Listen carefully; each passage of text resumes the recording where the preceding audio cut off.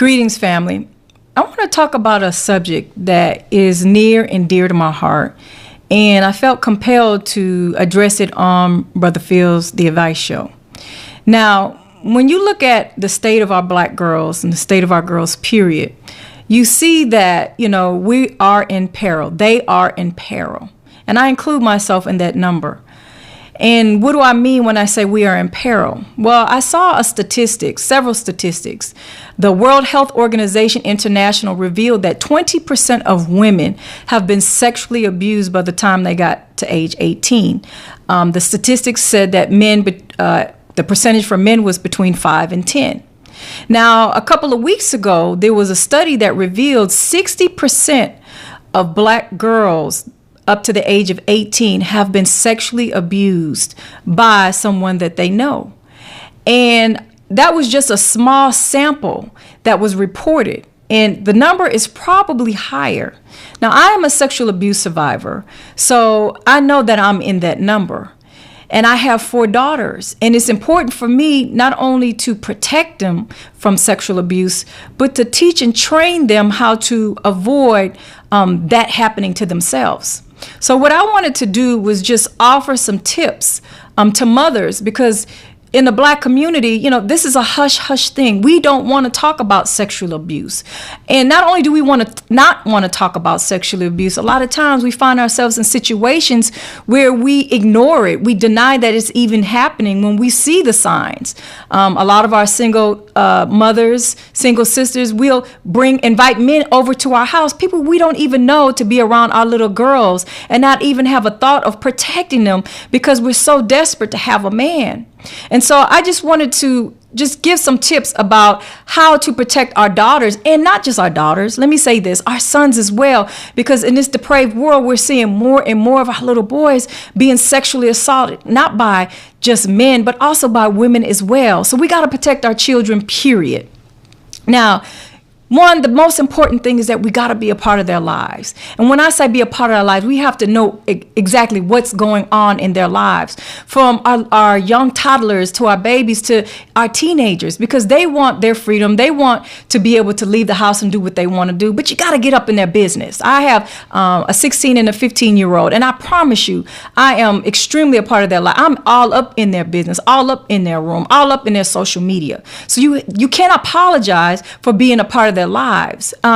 They want us to be, even though they may say they don't, but they want us to be. And a lot of times when you find our children who become sexually active and sexually promiscuous, it's because we haven't been a part of their lives. We want to recognize the signs of sexual abuse. Now, there are physical signs that we can recognize. One, are our children walking funny, between their legs? As a toddler, do we do inspections after we bring them to pick them up from childcare? That's important. Do they have any bleeding bruises around their genital areas? Look, as a mother, I would suggest the mothers look at their daughters. If they say something like they have painful and itching and burning in those areas. I know this is a hard topic to talk about, but we have to address it. Do your daughters have frequent urinary tract infections or urinary infections? That's a sign. I'm a criminal defense lawyer, and I cannot tell you how many times that I had to defend someone who's sexually abused, and it was a very difficult task for me to do. As a lawyer, I make sure everybody's rights are protected, but that's difficult. But these are some of the things that I hear and see in the courthouse and deal with on a regular basis. Now, let's talk about behavioral signs. Does your children shrink away or seem threatened by physical contact? Does their personality change? Do they exhibit signs of depression, self-mutilation? Do they develop phobias? Have their grades gone down? You have to pay attention to their behavior. You want to get to know the people in their lives. You don't want just anybody coming to your house, or your daughters and your sons just leaving with anybody and coming in any time of day. We don't know what's going on. What adults are they around? As far as childcare, Are you just sending them off to a daycare? Do you know them? Is there a camera? I suggest you send them to a daycare that you'll be able to monitor to see what's going on, that you can drop in anytime that you want to, and that there's more than one adult in the room, or you have the child care with a family member that you trust. In our household, we don't let our children spend the night at other people's houses. That's a big deal. We want our time to ourselves as parents. But you know what? Right now, we have to protect our boys, our little boys and our little girls, because the time that we let them be gone, we don't know what's going on. We can't manage that situation. As restrictive as it may seem, we want to make sure that we protect our children's virtue. Now, we also have to allow our children to be able to speak up. Letting them know that it is okay for us to have conversations. So we have to verbally engage our children every single day. We have to teach them what's appropriate, what's not appropriate. A lot of times we teach our children, our body parts, and we use, these silly names that we give them, pee and tutu and things like that. But let's teach our children the appropriate names for the body parts, and then explain to them that no one can touch those body parts but for yourself and maybe your mother if you're addressing some type of issue.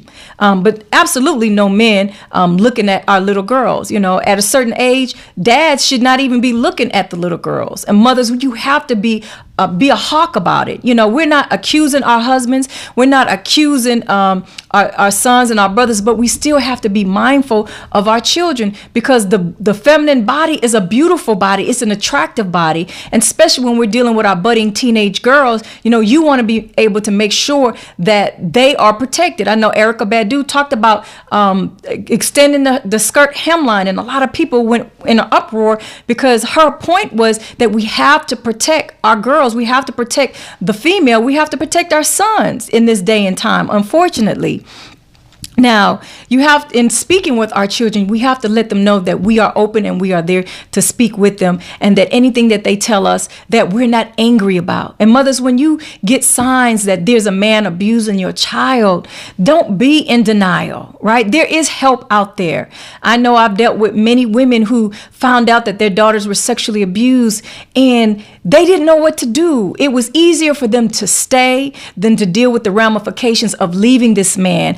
A relationship that is no longer going to exist. They had to find a place to stay. In essence, they were homeless. They had to start a new life, and it happened just overnight.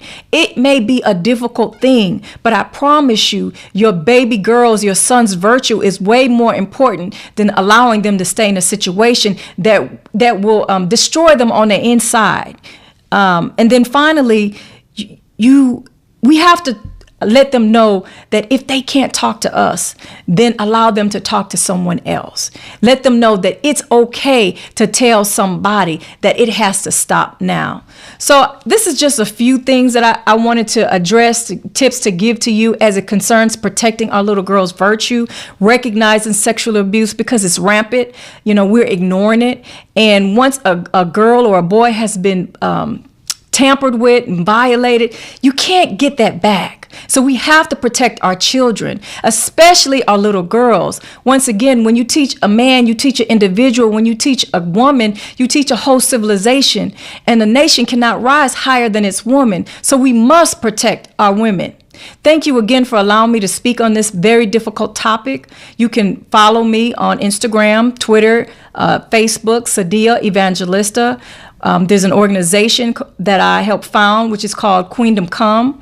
You can follow us on myqueendomcome.org. It's an organization for the empowerment and the upliftment of females. So thank you again. Peace.